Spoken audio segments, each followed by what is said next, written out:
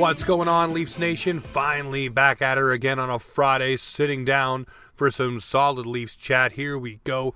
Today we have the newly minted writer for the Leafs Nation, Joseph Zita, sitting down to talk about the Toronto Maple Leafs. And then right after that, following him up, is the man who is around the team every single day asking the hard-hitting questions, none other than friend of the show, Terry Koshan. So let's tear into it. This is your Leafs Talk. This is Friday. Let's go. All right, so like I said off the top of the episode, we're sitting down with the newly minted writer for the Leafs Nation. It's Joseph Zita. You've heard him on here before. He's a friend of the show. Obviously, we got to talk about it. How did it all come about, and how does it feel to be writing for the Leafs Nation? Well, first of all, thank you for having me again. It's great to be back on the show, and it feels great to write for the Leafs Nation. I've heard nothing but great things for that site. It's great writing over at Leafs Nation right now. Like I said, it's run by great people over there. I know a couple people that used to write over at Editor and Leaf with me, and then they eventually made their way over at the Leafs Nation.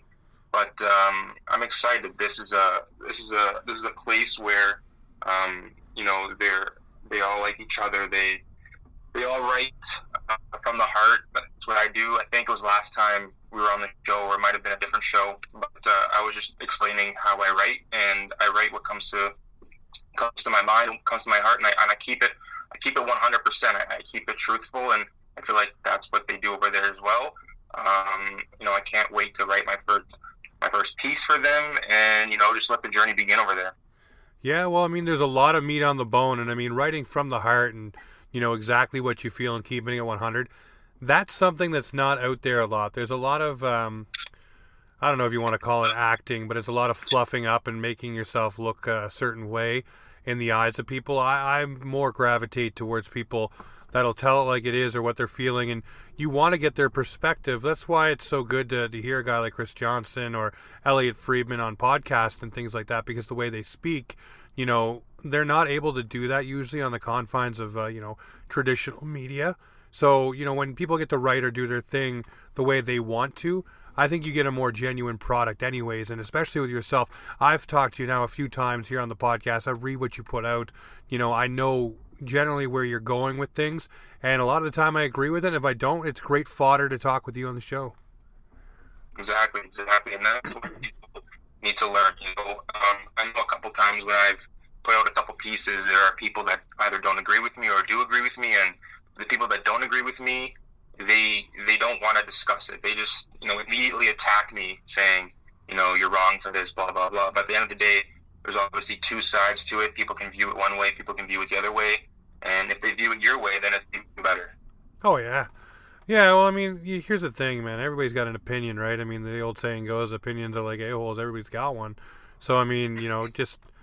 put out what you feel is the best, and if people want to attack it, that's on them. But if they don't want to have a civil discussion about what their point of view is, and they really don't have a point of view, they're just doing it because they want people to follow them, and it's those little cliques around Twitter. We've all seen them, and, most of us steer clear of it. But, that's them. That's the way they are. But, if you do things that are, good to read, good to look at, everybody's going to follow you, and that's what's starting to happen for you, obviously, getting over to the Leafs Nation. And for you, tons on the bone right now to talk about for your first article. You got Nick Foligno joining the team. Ben Hutton's on the way. Plenty of injury talk with Bogosian and Hyman. And then, of course, Jack Campbell, between the ears.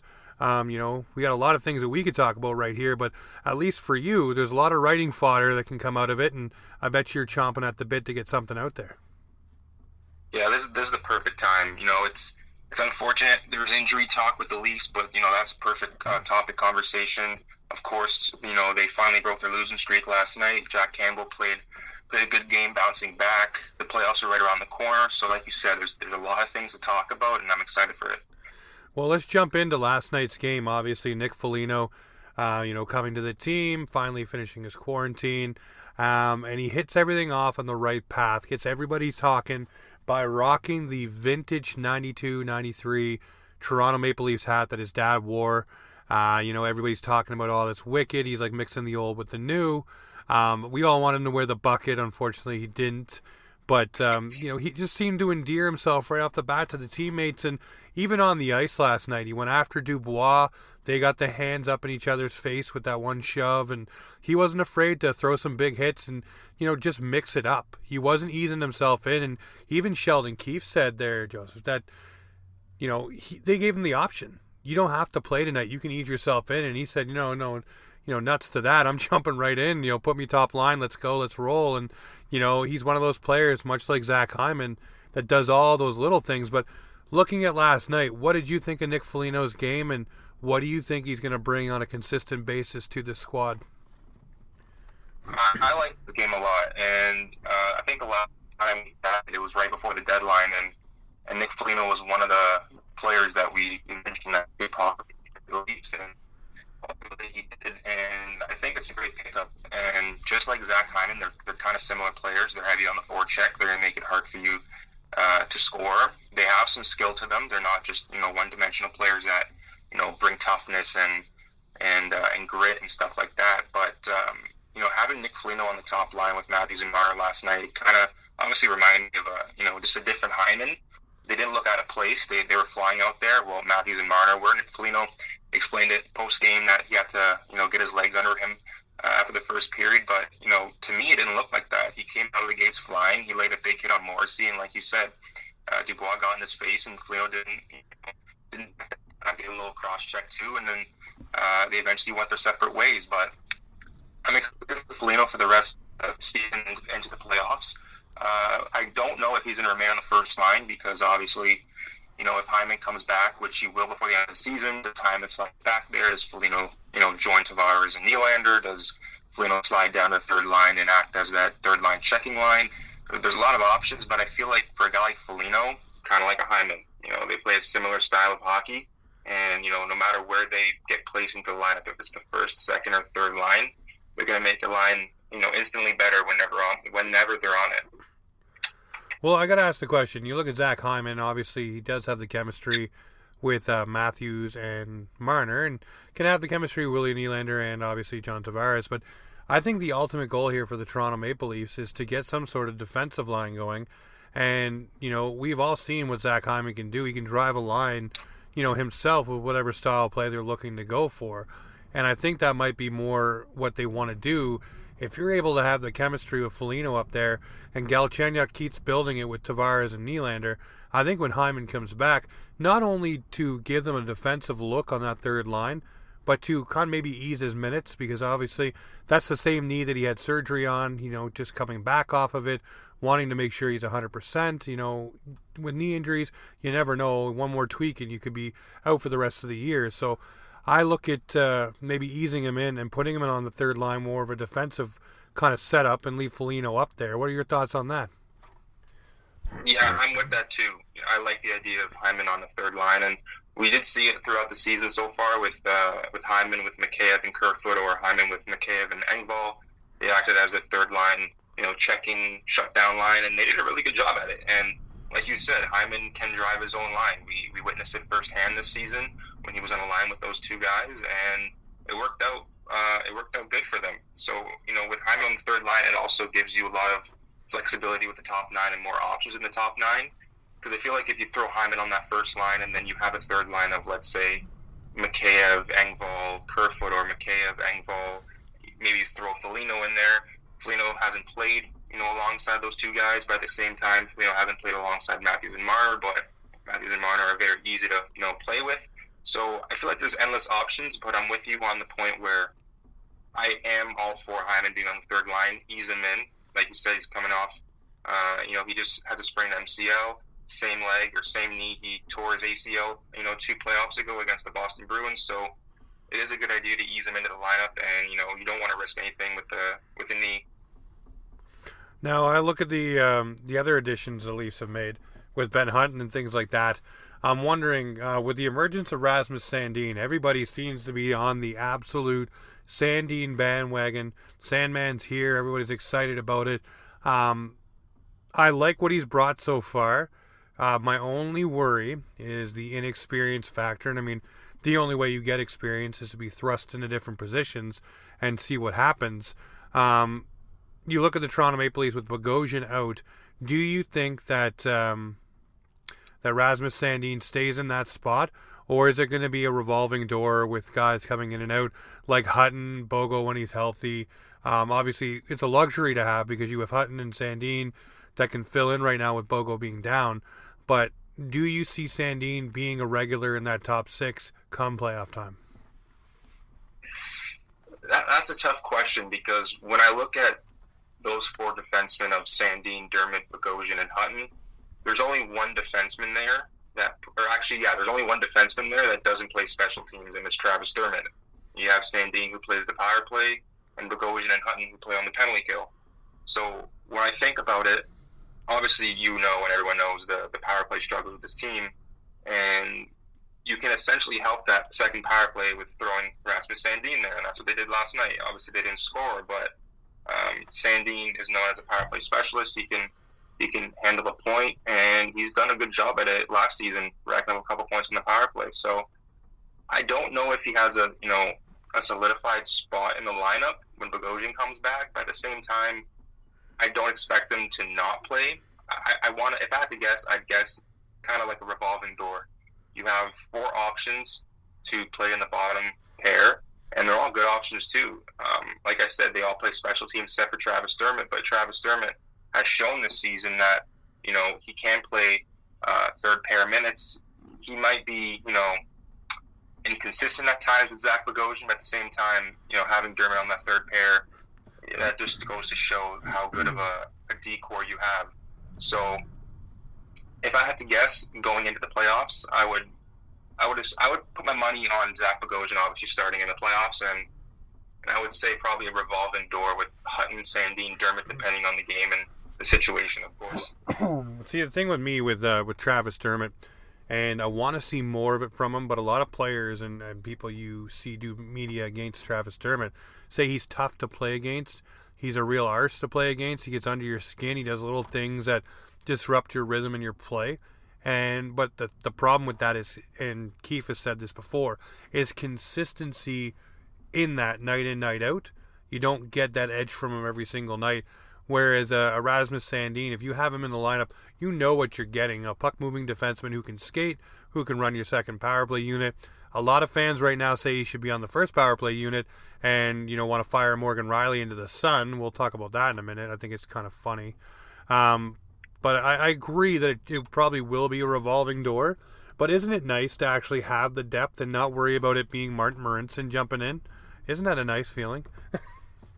It's a great feeling, and we discussed it last time too about how you felt about Marincin slotting into the lineup last year against Columbus when Muzzin went down.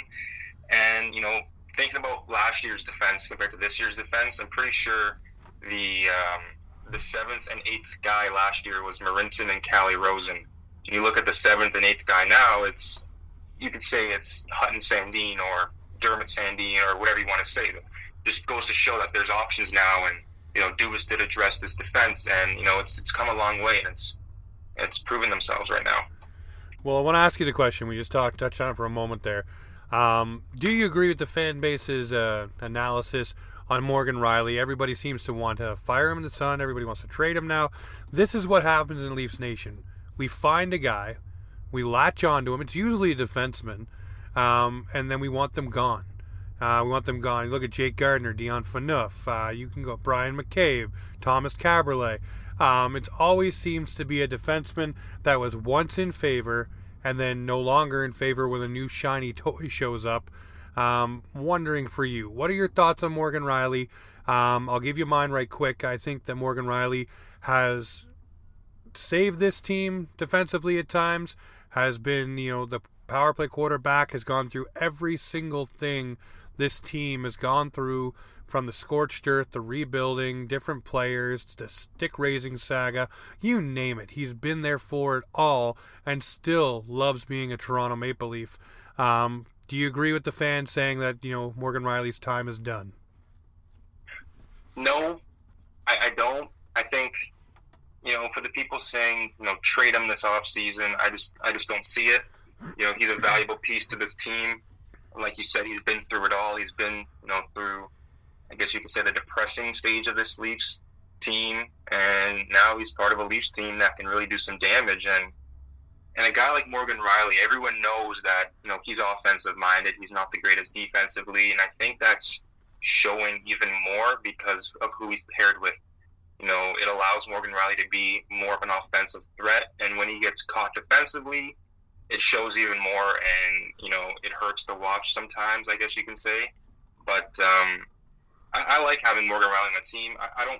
I like him as a player, but the one thing I don't like is obviously his poor decisions sometimes, and I guess you could say that for a bunch of players too. But when Morgan Riley makes a mistake, it is clear as day. And even yesterday on that second goal, I believe, I don't want to pin that strictly on Morgan Riley because there were a lot of players on the half wall against Winnipeg last night, and TJ Brodie threw it out in the slot. And I don't think Morgan Riley was expecting the pass, but ultimately he couldn't handle the pass, and then it was a 2-1-1, and obviously Winnipeg tied the game. But I like having Morgan Riley on this team.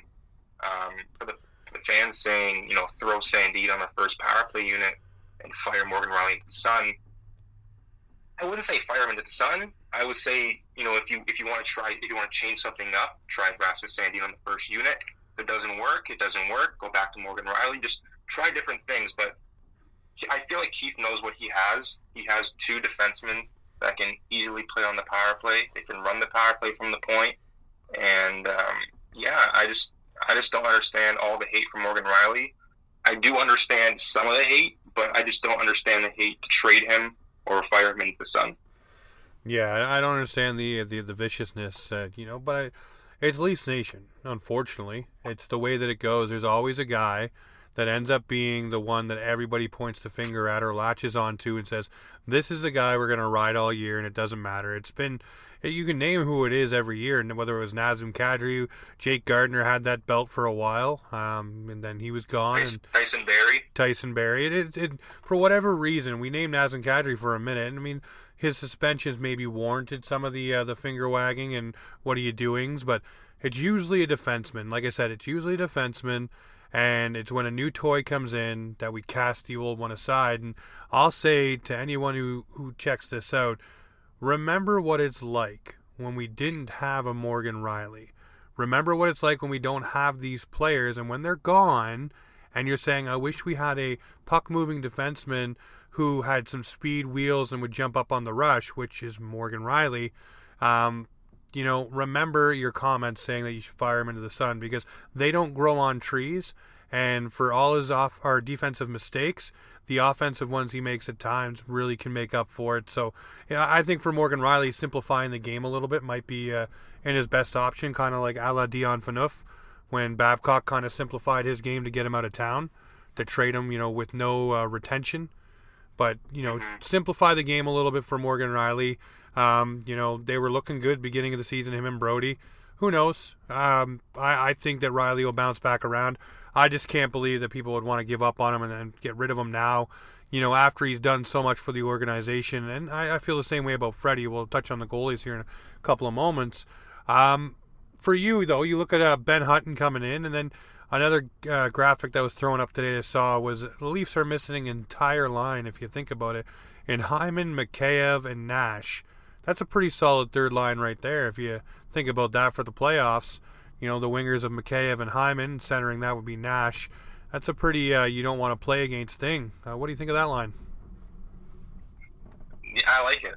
But like I said before, this is the first time in a long time that the Leafs actually have, a handful of options up front and a handful of options on the blue line. And it makes you think, what could they possibly, throw out on the ice game one of the playoffs? And if Riley Nash is available for game one of the playoffs, he's 100% in the lineup, in my opinion.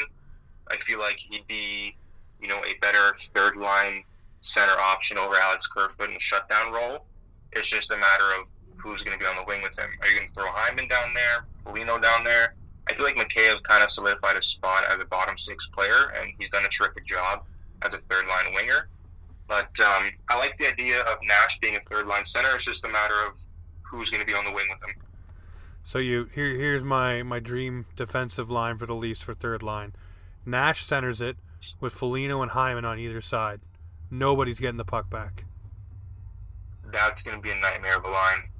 Imagine that coming out at you after the power play. So say Foligno's not on the first unit, and the Leafs score on a power play, and that's the next line they're throwing over the boards to answer you after their own power play. That's gross. That's going to make it tough on the opponents. And even if that is a third line of Hyman, Nash, and Foligno, I'm guessing your top six would probably be Galchenyuk still in there and maybe Kerfoot on the wing. You know what? Another one you could put up there too. Just I like what Adam Brooks brought last night. You never know. Maybe give him a little sprinkling chance. But you throw Mikheyev up there. He's played with Tavares and Nylander before, and they've had success. He's a guy that can definitely has the speed and can work along the wall. And then you leave Galley up with Matthews and Marner. But which way you do it, even if you put Mikheyev with Matthews and Marner, I'm sure they'll find a way to get him to produce as well. The options, this is the fun part, like we were saying a couple seconds ago, you have so many different players that you can plug and play, and you can take the time to find things that work, because odds-on favorite, Matthews and Marner will still score, William Tavares can probably still score, and the bottom six has been getting goals as well, like Spezza, and Thornton's dying to get a goal, but yeah, I mean, and the team chemistry thing too. Like these guys are having a blast, and Foligno said it last night. You could see just on the bench how much these guys care and want to play for each other. So to hear a guy like that come in from Columbus who had no opinion until last night, that's a huge thing to hear. Yeah, it's huge coming from Nick Foligno. Obviously, the Leafs had first-hand experience against him in the playoffs, and for a guy that's coming from a Columbus team that, like I said, knocked out Toronto in the playoffs, those are big words for him, and it just goes to show that for some of the fans that don't believe how close this locker room is, Nick Foligno just gave you the answer right there, that this locker room is very close. They care about one another, and they're on a mission to win the Stanley Cup, like he said. Now, you look at this, and this is the last bit we'll rant on here. The goaltending situation is Jack Campbell, David Rittich.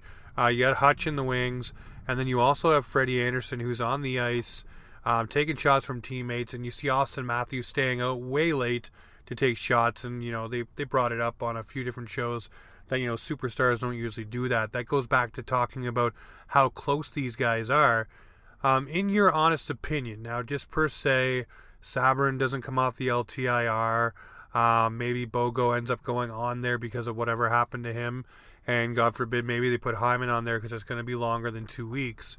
That gives you the salary moves to be able to take Freddie off of LTIR and slide him into a couple games towards the end of the season. Do you ultimately think that's the Leafs' plan? And for me, I'll say, Freddie has done everything, much like Morgan Riley, for this organization the past 4 years. Obviously, there was something that he was playing through, whether it's not only between the ears, whether it's a groin, a knee, a hip. We won't know. We don't know. But hopefully he comes back and he's 100%. But I think Freddie Anderson deserves to have that crease at least for 3 games heading towards the playoffs and get game 1 to see where his game is at. And if he gets shelled, you obviously have options in Rittich and Campbell and Hutchinson. But for me, I think this is Freddie's can to kick, and this is the chance he gets to kick it all the way home. For you, I'm wondering, what do you think of Freddie Anderson? And do you think they bring him off of the LTIR to give an opportunity to play some games and then be their anointed starter for the playoffs? I really wouldn't doubt that they take him off LTIR and, like you said, throw a guy like Bogosian or Hyman on there, because you never really know what Kyle Dubas has up his sleeve. I'm pretty sure people were talking about how the Leafs, they didn't want to explore the LTIR, and they go out and acquire Riley Nash, and that just changed their whole perspective. We're like, wow, okay, they actually did that. That means they have more moves up their sleeve. But yeah, I can see him coming back if they find a way to fit him back in and throw someone else on the LTIR. And like you said, give him a small handful of games down the stretch, see if he can somewhat bounce back. And it was shown that he was fighting through an injury, and it's obviously kept them out for quite some time. But if he comes back and he's healthy and he's he does well in his 3 games or 4 games or however many games he plays, then I do think he should be the number 1 guy going into the playoffs. But obviously, if he just what's the word? If he doesn't play good down the stretch, you have other options. And like you said, there's guys like Campbell and Rittich and Hutchison. Just like the offense and defense, there's finally options. You're not just relying on one goalie and Frederick Anderson. Like this is the first year in so long that you have three.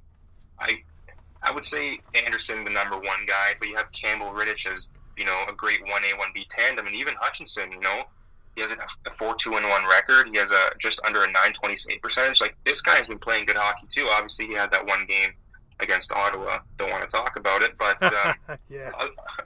Other than that, like, Hutchinson's been good too. Like, the Leafs have 4 solid goaltenders that can play as a starter or even as a backup. So it's going to be interesting to see what happens with Anderson. There's 9 games remaining. Does he get taken off LTIR? Does he remain on it? Is he ready for the playoffs? Is he not? Like you said, he has been practicing, so I feel like that is a good sign. But at the end of the day, I feel like it's just a revolving door. Keith always says, he's progressing well. He's progressing well. And there's really no other update than that. But now he's on the ice, so I guess that's a good sign too. Yeah, well, he's moving. He's taking shots, and the solidarity clap and the excitement from everyone when he was on the ice and joined the team for practice, that is things you want to see. Because we've talked about this before, and we'll wrap on this with culture.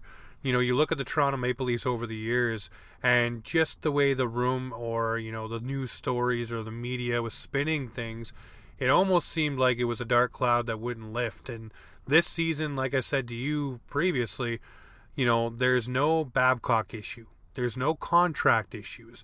There's no, disgruntled players because this, that, or this happened. It's, a good leadership group in there by committee with John Tavares with the C, but you have Muzzin, who was already a locker room guy. You heard from Elliot Friedman in the offseason. You got Joe Thornton in there now, who, not only injects leadership, but also injects fun. Like the video that Marlowe was getting from Matthews and Marner, and he walks in behind them stark-ass naked, it's those things that bring a team together and everybody has fun with it. But then you bring in a Foligno on top of that, and guys like Brody who also have that leadership, those qualities, Spezza. I mean, this team now oozes it. Wayne Simmons. All of these guys have their own way of bringing people, as I say this a lot, to the line and then dragging them over. But also they have a way of making sure everybody knows we play for the crests on the front, not our names on the back. We all have each other's back, but at the end of the day, the ultimate goal is to move this organization to a championship. And, it begins with chemistry, and it feels like for the very first time in a long time this season, that chemistry is there. And we just talked about Foligno coming in and experiencing it, from a guy that is a leader himself, as a captain of the Columbus Blue Jackets, willed that team against the Toronto Maple Leafs last year, did the same thing against the Tampa Bay Lightning, to come in and sit on the bench for one game and say, these guys, they really care about each other, when so many of us for so long has said there's character issues, leadership issues. This is a huge step for this team. And when you start getting that buy-in, I think that's when you start to get the success in the playoffs, because guys are willing to lay it on the line for each other that much more. And I think you'll see it this playoffs. And I really think when the Toronto Maple Leafs wrap up here this season, you'll see them atop the North Division. And I think there'll be a shiny silver cup and a trophy case somewhere. I don't know. That's just my gut feeling on this one. What do you think? Let's hope for that, though. Let's hope for that. But, yeah, I agree with you 100%. I believe it was Matthews a couple of weeks ago, post-game or pre-game, whatever it was, he was explaining that they have had some good locker rooms with this Leaf team throughout his career so far. But he said that this year feels different. This year just has a different vibe to it. And it's clear, like, we can all see that they really care about each other. They're close. And especially in a time like this with COVID, it pulls you guys together closer. And even last night, post-game, they were talking about how Jack Campbell is hard on himself after a loss, and he expects way better from himself. And Matthews was saying that he does see that in Jack Campbell. He's hard on himself all the time, but Matthews was telling him, like, you lose as a team and we win as a team. So it's great for him to say that, and it's great to see that these guys care about each other. And with 9 games remaining in the season, or around 9 games, they have their eyes on the prize still, and they're willing, to put everything on the line and try to get a cup for this city. No, it's something I cannot wait to see. Well, my friend, it's always great to have you on. We'll have an extended one soon. Where can everybody find you writing your new gear, and where are you representing lately? Well, I am now writing for the LeafsNation.com, and on Twitter you can follow me and find me at Joseph D. Zita. That's JOSEPHDZITA. Obviously, I tweet everything about the Toronto Maple Leafs there, and I also throw up my articles on there once they're posted, and yeah, that's pretty much it. Well, we'll make sure we tag you in this, and everybody follow along for great articles and great content from the one and only Mr. Zita. Thank you, sir, for swinging by. It's a great Friday, and we'll talk to you again soon. All right, thank you for having me. I appreciate it. All right, so there he is. That is Joseph Zita of the Leafs Nation. All right, ladies and gentlemen, we'll swing into part 2 of this Friday super interview as Terry Koshan. And here we go, sitting down with the man, the myth, the legend that covers the Toronto Maple Leafs. How's it going on this Friday, Terry?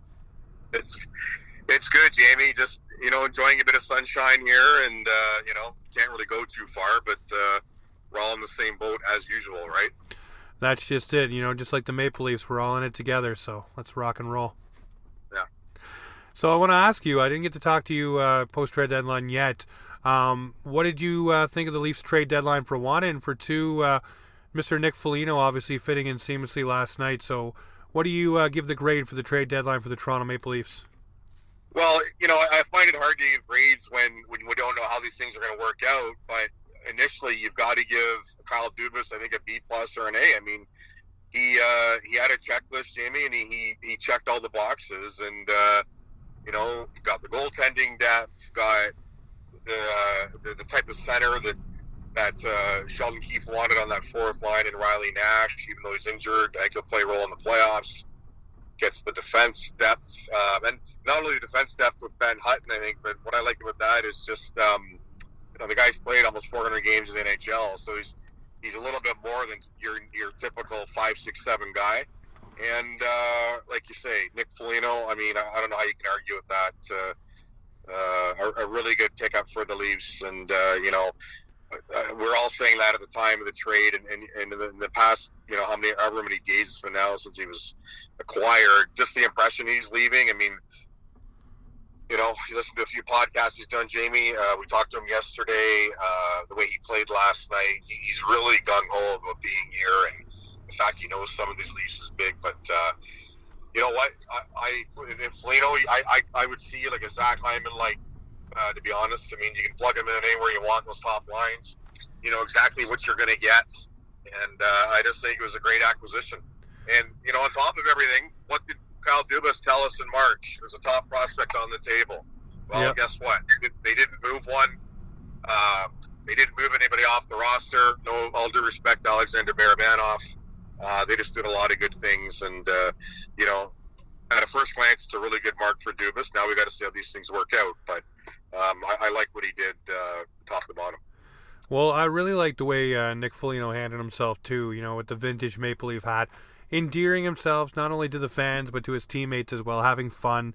And it seems for the first time, Terry, this locker room, I know we talked about this a lot this year, but the chemistry really seems to be on a different level.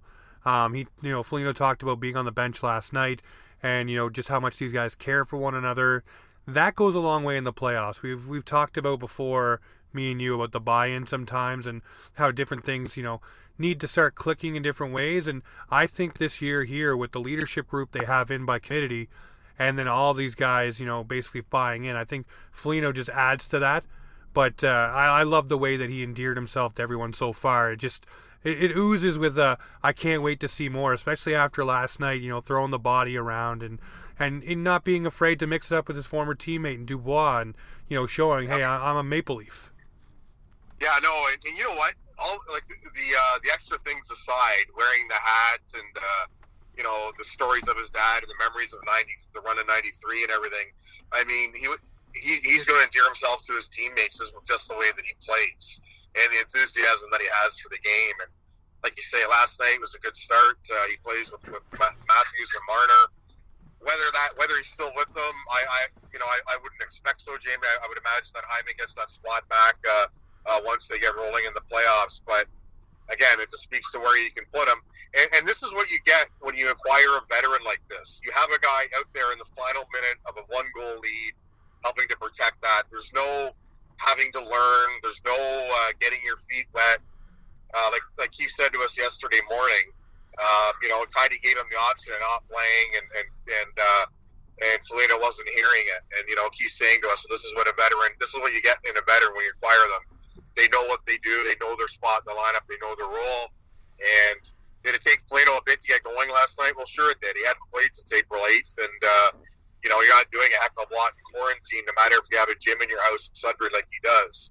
So a good first impression, and a real probably a service look at what the Leafs are going to get out of Foligno in the final 9 games here into the playoffs.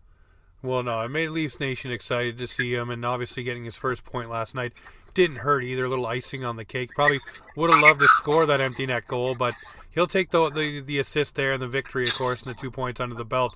I want to ask you, with the injury to Zach Bogosian, obviously, I don't know if you know any more than we do, but it doesn't sound like he's going to be back in the near future. Does that open up an opportunity for Ben Hutton to slide in, or are they going to keep auditioning Rasmus Sandin for now? Because Leafs Nation, the fans are all over loving Rasmus Sandin right now. Well, you know what? The 2 games in, he's shown well. And in a perfect world, Sheldon Keefe wants to give him – he not only wants to give him the opportunity, Jamie, he wants to see Sandin take hold of it and keep it and provide another really good option for them has come back. But like you say, like Keefe was saying to us yesterday, the initial idea is that it's going to be a while that he's going to be out. And, upper body, I would imagine that he's dealing with a shoulder injury. That hasn't been confirmed, but that's what it sounds like. So we'll have to see. But Sandin, obviously the weird year for him, playing in just the 1 game with the Leafs and getting hurt with the Marlies in mid-February with a foot fracture. Couldn't do a lot with it for a while as the bone healed. But, this is what they were expecting out of him had he been playing more of a full-time role this year. Just a smart, heads-up type player with a bit of instinct in him. And, he's mature, he's growing. He got the look last year. I think he played in 29 games. Got his feet wet that way. But, if again, as far as Ben Hutton goes, Keith told Hutton, you're going to have to be patient here because they don't want to move Travis Dermott out either, Jamie. We should remember that. I mean, Dermott and Bogosian, I think probably had a more of a solid pairing for the most part than most people were expecting. And there was really no reason to take Dermott out, before he came out in place of Sandin the other day. So good options for them then, but But I do like Hutton in the fact that he's played, 375 games in the NHL. But this really is a heck of an opportunity for Rasmus Sandin to take the ball and run with it. And again, it's only 2 games, small sample size and all that, but they like what they've seen so far. No, I definitely like what I've seen so far. And I mean, Leafs Nation's kind of on the Morgan Riley run him out of town bandwagon right now, which is ridiculous. But I want to ask the question in all seriousness. With the power play having its struggles and Rasmus Sandin looking pretty good on the second unit, would you give him a look on unit number 1 just to shake it up a bit? Well, I think so. I think, and that could happen too if the power play continues the way that it is. I mean, this is one thing we know about Sheldon Keefe, Jamie, is that he's never hesitant to try things and give things a look. And they mix the defense pairs up here for a few games and that sort of thing. And I would think that if the power play continues to struggle, you'll see that as an option for him. It wouldn't surprise me. I think that, they want to have a look at different situations in the last 9 games here. They've given themselves a cushion to do that. 6 points up on the Jets going into Saturday night, the rematch. But if it keeps going the way it is, I would think you're going to see that at some point. But last night they didn't need the power play to win, which was a positive. But they are going to need it in the playoffs. I mean, special teams help you win hockey games when a lot of them are being decided by 1 goal. So, I'm of the belief they'll get that ironed out, and if that includes giving Sandin a look there, then go for it. Now, the other topic amongst Leaf Nation right now is the fact that not Rasmus Sandin, Nick Robertson is one game away from burning his first year of eligibility. I'm wondering, do the Leafs slide him in again for one more game, or have we seen the last of Nick Robertson for the regular season? That's hard to say. I don't know that that's a huge concern for them right now. I think they're kind of in the mode of go with the best lineup possible and go from there. I guess you have to take into consideration too, like how happy they might be with Robertson and the things that he's shown and the games he's played. And Keith hasn't addressed that in the past few days, to be honest, Jamie. So I can't say for sure on that end. But on the other end too, they do like what Adam Brooks brought, and so there's perhaps no reason to take him out. And it could be moot. I mean, we'll see what happens tomorrow night with William Mikheyev and whether he gets back in. But I don't think that that's necessarily a huge concern for them right now. Robertson in the contract, and I'm just speaking like theoretically, because I don't know that to be fact, but that would be my educated guess, I would think. Well, no, I mean, you spoke before about them wanting to ice the best team possible, and if Robertson's in that mix, you got to put him in that mix. Yeah. What was the issue with Mikheyev? I didn't get to see. Was it just regular bumps and bruises or something else? We don't know. Keith hasn't told us, so it's undisclosed right now. But it can't. Obviously, it's not too serious if he looks like he's getting in last night and doesn't. If it was anything that they're really worried about, he wouldn't have been on the ice to have that opportunity. And perhaps we'll find out more once practice is done today. But it didn't seem like initially that it was something that Keith was overly concerned about. Well, I mean, that's good. I mean, I look at Ilya Mikheyev, and definitely he's filled in that role for the bottom six. And now, for once, the Leafs have a bunch of depth. I mean, they have a bunch of players they can plug and play, which is absolutely great. So if a guy like Mikheyev's out or a guy like Hyman, you're not sinking like you used to, and especially with Foligno coming into the lineup.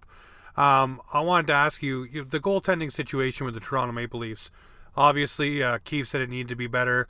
It seemed to be a bit better last night. Then we listened to Jack Campbell talking about, you got to stop being so hard on yourself, the confidence thing. And that was brought up by, I think it was Kelly Hurley on, Hockey Night in Canada during the intermission. Goalies don't usually talk about themselves that way, and, it might be an issue. And lo and behold, it came to light that, a lot of his teammates and everyone was telling him, that we win as a team, we lose as a team. Don't be so hard on yourself. Obviously, it's honest Jack right there. Do you think for Jack Campbell that he needs to lay off himself a little bit and just allow himself to get into that flow of the game and feel the puck? Well, sure he does, but that's it's easy for me to say. But yeah, if Jack Campbell still has that sort of way of thinking, you're not going to nudge somebody off that perch very easily. And you know what? It is something that he's got to live with a little better. And some of the things he was saying after a couple of those losses, I'm embarrassed. It was embarrassing. I let my team down. These sorts of things. I didn't see it that way. And, again, then they come back this week and, the first loss in Vancouver, he's not great. And then, Riddick isn't great in the next game. But you know what? It's all part of growing or whatever. I know that Campbell's in his late 20s now. You hope he can pass this, but it's the first real time that he's had a good run here with the Leafs and as a starter, if you will, Jamie. And, I think he recognizes, like you said last night, that he does that. He not only has that support in the dressing room with the Leafs, but he has it in the front office as well. And I'm sure with a lot of the teams, whoever he's speaking to, medical staff-wise, mentally giving him the boost and all those sorts of things. So the support is there, but, I think he could probably come off it a bit, and his teammates would be fine with that. And it'd be good for him, too, going forward because,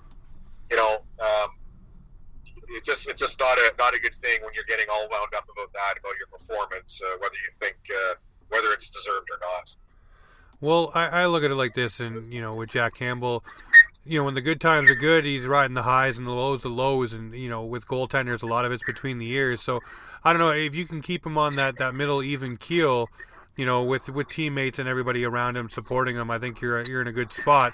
It's just, hopefully when the losses come, this doesn't happen where he's down on himself for 4 or 5 games. But I mean, we are closing out the season here, and I'm wondering for you, Freddie Anderson's on the ice. The team has responded to him being there. Austin Matthews staying out late. Do you see Freddie Anderson, Terry, in your opinion at least, getting a couple games towards the end of the season to be tuned up and ready for the playoffs? Well, I would think that in a perfect world you'd like that. You'd have to figure out how you do that cap-wise, I suppose. But I think their bottom line, Jamie, is that they're not going to put anything on this that looks like any type of rush. I know Keith said the other night they have to get the goaltending figured out. Obviously, he wasn't referring to Anderson. But as you mentioned earlier, they took a step toward that last night. Thought Campbell made a lot of really good saves, and that one on DeBon the third especially. Yes. They really shut the door when they needed him. So, as far as Anderson goes, yeah, maybe, that could happen. But, I think that, a few games aside, they're more or less comfortable with what they have. And we'll see how it plays out. But, one thing we have to remember, I know that the view of Freddie Anderson has changed a bit for some people this year. It's because he was struggling before he was injured, but I don't think it's wavered at all in the dressing room. I think there's still a lot of belief in him, and there will be when he does eventually get back in net. And I think it's a little hard to say right now whether that'll be, in the middle of May or once the playoffs begin. Well, I want to ask the question, and I'll give you my answer first, just so you know where I'm coming from. I believe Freddie Anderson's given everything to this organization for the past 4 years, and has absolutely laid it out there and played hurt for them as well. I do believe that if he's ready for the playoffs, I think Game 1 is his to start. I'm wondering where you are on that. Yeah, I would say I would think that if he's ready to go, that would be my guess too. Now, having said that, let's say that he doesn't get into a game in the regular season, and he is set to go, but Jack Campbell's reeled off 5 wins to finish the year. So, I think it's still a little bit hard to say right now. I think a lot of it will have to do with how they finish, and not only how they finish team-wise, Jamie, but how the goaltending is in those final half dozen games, say, and what kind of confidence that, Sheldon Keefe has in whoever it might be who is in goal for those games. So I think there's still a lot to play into it, and, I just think it's hard to give a definitive answer right now when you don't know. I think that what the Leafs would like now is for each of their people who are attending that right now to find themselves more than they have in the past week or so. Like I said, Campbell's a good start last night, and they go from there. But I think that, whoever is doing well and playing well, if that's happening in the last week, that could also factor into how they decide to start Game 1.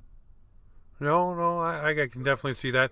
The other question I want to ask about goaltending here for Jack Campbell, his sake anyways, do you give him the net for a little while now, and if there is a blip in the radar, do you let him play through that? Well, I think you have to seriously consider that. I mean, and again, taking into account where they are standings wise, you've got a 6-point lead on the Jets right now. I know the Oilers are nipping at the heels too. I think they're 1 point behind Winnipeg, so there's that to take into consideration. And I realize too that they still have some head-to-heads with the Jets left, but 6 points can disappear quite quickly, but at the same time, it's a nice cushion. So you have to figure that out as you go. But letting Jack Campbell work his way through it, probably the way to go, especially if you don't think Freddie Anderson is going to be ready as soon as you would like. It's one thing to be on the ice with practice, teammates taking some shots. It's quite another, obviously, to get in and play a game. So we'll have to see how it all unfolds. But, I think the main thing is right now, and you hate to say it because you hear the players say it all the time, and Keith as well, one game at a time. And I think that's how they're looking at it. And that goes especially for whoever it is that's tending that. Well, another question I want to ask about injured players, obviously Zach Hyman. They said 2 weeks minimum is the word that they kept attaching to the 2 weeks. Do you see him probably being out longer than that? I know you probably don't have a definitive answer, but I mean, with that knee being the same one, I'm sure the Leafs would want to be extra cautious. And again, we're talking about this lead they have with the 6 points. There's no need to rush him back. You want him to be 100% Hyman for the playoffs. There's a few people who have made the point that maybe you shut him down until the playoffs and then bring him back and ramp him up for that point. Where are you at with Hyman, and do you think that they'll take their ever-loving time to keep this guy 100% healthy, because they're going to need him? Well, the good thing with the knee injury was it was the same knee, two different things. He had a torn ACL that he got fixed. I think it's almost 2 years ago. I think the 29th will be 2 years. And this is a sprained MCL. So same knee but different injury. So that's a bonus, I suppose. You know what? If I'm calling the shots, you let him work his way back and ensure that he is at top health or close to it for game one of the playoffs. A minimum 2 weeks. Does he get back in 2 weeks? Just missed 6 games, and is he back for the final 5? Perhaps. Is it a couple of games? Perhaps. But I would fall on the side, Jamie, of being really safe with it, letting him get back, and because you know what, play the first game of the playoffs. You're not. It's like Foligno coming in last night and making an impact right away without really any instruction. Hyman's going to be the same when he does play in that first game, no matter of the playoffs, no matter whether he's had a couple of games in the regular season to get ready or not. I don't think you're gonna notice any difference in him when he does take that first shift. Whatever it might be. It might be that the injury says that you can't come back until the first game anyway. I would be surprised if that's what they wind up doing, and I don't think it'd be wrong to do it either. But bottom line is, no matter when he does play, you know what you're getting, and it's not going to have to be any different than what you're getting before. So, you know what? For now, plug Foligno in. If you want, keep him with Matthews and Marner. You like what you're getting out of the second line, of course, and you give Zach all the time in the world to, like you said, come back and be a force when he is back. No, definitely. Well, in the same vein of injuries, and obviously we heard a lot when the Toronto Raptors went on their run and won their championship of load management during these last 9 games. And if the Leafs are able to win Saturday night, I think this is a big thing. Do you see them giving some of their older players and maybe players that are a bit dinged up, like Austin Matthews and the wrist and stuff like that, do you see load management coming in and being a factor for the Maple Leafs down the stretch run? Well, it could be, but it's hard to say. I mean, keep saying they're going to take it on a game-by-game basis. Would a rest be a good thing for someone like Joe Thornton, perhaps, but he's playing good hockey right now, and he's demonstrating that might not be a road that they have to go down with him. You sit Austin Matthews to the risk and get that much better, I guess, but is it really going to make a difference if it's a game or two? I don't know that it would. I mean, again, I think you're going on a game-by-game basis, so we'll have to see. I don't have the schedule in front of me, but I know that with some of the new, with some of the postponements and everything, they were able to stretch some of the games out a little more. So,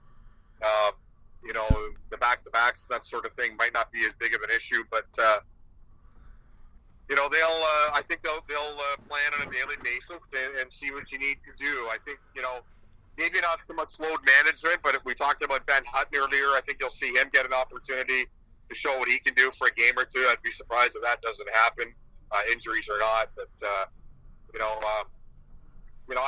With a guy like Austin Matthews, and say you lose a couple and that standings tighten up again at the top, you want to finish first, and to do that, you want your as full a lineup as possible every night. So we'll have to see. But I think, like you say, if they can build on that cushion a bit, then perhaps it become an option for them.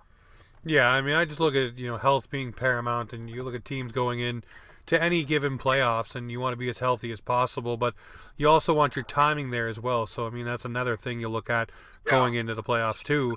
Now, obviously you're looking ahead here, but if the Toronto Maple Leafs were to match up round 1 against the Montreal Canadiens, which is what it looks like it might be, do you see that being a difficult series for the Toronto Maple Leafs? Well, nothing's going to be easy. No, that's true. I mean, so it depends how you term difficult. I mean, Montreal has some ornery players, and they have some players that have been effective against the Leafs this year. We in Toronto, we talk about the acquisitions of players like Simmons and Thornton to help the Leafs get through difficult times, and where a guy like Simmons for sure, and Bogosian is playing that way. where things can get a little bit bumpy for you physically and everything. Well, Montreal did the same thing in getting the veteran leadership and a guy like Corey Perry. We'll have to see what the health of Carey Price is, Jamie. That's going to be it's huge. a potential issue, right? Obviously, if you don't have Carey Price in goal, no matter what he's been doing, that's going to be a disadvantage. I mean, all due respect to Jake Allen, but that's just the way it is. So that would be a factor. Would I expect the Leafs to win that series? Yes. Would you expect it to be a sweep? No. I just think it'd be, not difficult, whatever the word might be, challenging. I think all of these things come to the fore when you get to a playoff series. So, and as I'm sure we've alluded to, it'd be great to see, just considering how long it's been since these clubs played in the playoff series together. But I don't think, no matter the opponent that the Leafs get, and you're right, with each passing hour, it does seem more and more like it will be Montreal in the first round. It's not going to be a cakewalk for them. Nothing close to that. No, I don't think it'll be a cakewalk, but I do agree with what you just said. It's been a very long time since these teams have met each other. It's going to be great for fanfare. You wish that fans could be in the building to see it. For sure. That is an added element that I think is going to be missing. But I look at the Toronto Maple Leafs and I say, Terry, for once, and I said this off the top, it feels like this team is together and playing for that crest on the front no longer. Not that they were playing for the names on the back, but it feels more that way. Like, I think back of watching Danny Markov and Dmitry Yushkevich, lay themselves in front of pucks, and Markov skating off, bloody and bruised, but excited because they won. And I see that kind of Toronto Maple Leafs coming out in the playoffs. And I'm wondering, for you, being around the team, is that the vibe that you get, or am I way off the mark on that? No, I don't think you're off the mark at all. And I think it would have been that way even before. Well, it was that way before some of these additions were made. People get upset when they don't win every hockey game, and the one I find a little bit concerning, I guess, is the way that they have been streaky. Like, you lose 6, 7, win 9 of 10, lose 5 in a row, then you win last night. They are doing some good things in the games they lost. I think that, obviously the 2 wins in Vancouver, if you get some saves, you win both of them. I don't think there's much argument there. Keith more or less said the same thing after the second game in Van. So, they were trending in the right direction in a lot of ways. They have been for the past 6 or 7 weeks. But there is a different mentality. You're right, and not that this team didn't have that before, Jamie, when they were losing some of these first round series, because they did have belief in themselves.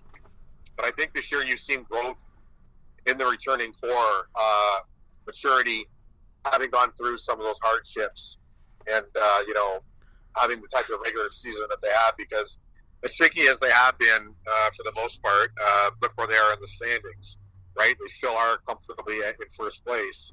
They haven't, these swoons they had haven't negatively affected them. So, we're not really going to know until the playoffs start, right? But, all indications are that things will be different once the postseason does begin. Now, I want to ask, obviously, before I let you go today, Terry, you look at the players that are not getting into the lineup on a regular basis, that are on the taxi squad. Is there one guy that hasn't cracked the lineup yet that you think could crack the lineup and have an impact? Some people seem to think Timothy Liljegren might be that guy, but I'm wondering for you, is there a guy that hasn't got the chance yet? And we'll leave Nash and Hutton and them out of it, because we know they are serviceable players and can come in and make an impact if they need to. But just someone that maybe flying under the radar that you think if they get an opportunity, they'll run with it.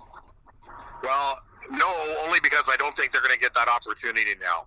I think it's the guys that we've already been talking about, like Liljegren maybe, but that's probably a long shot at best. And if that's happening, then I think it's more because of injuries that haven't happened yet.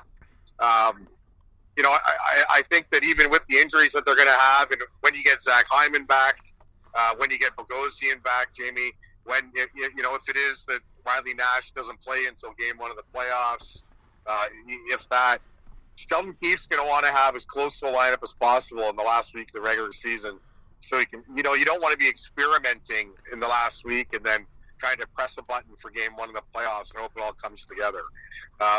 So I think if you're a player yet and you're not getting that, you haven't had that opportunity to this point, you're probably not going to get it unless there is a real raft of injuries that haven't happened yet.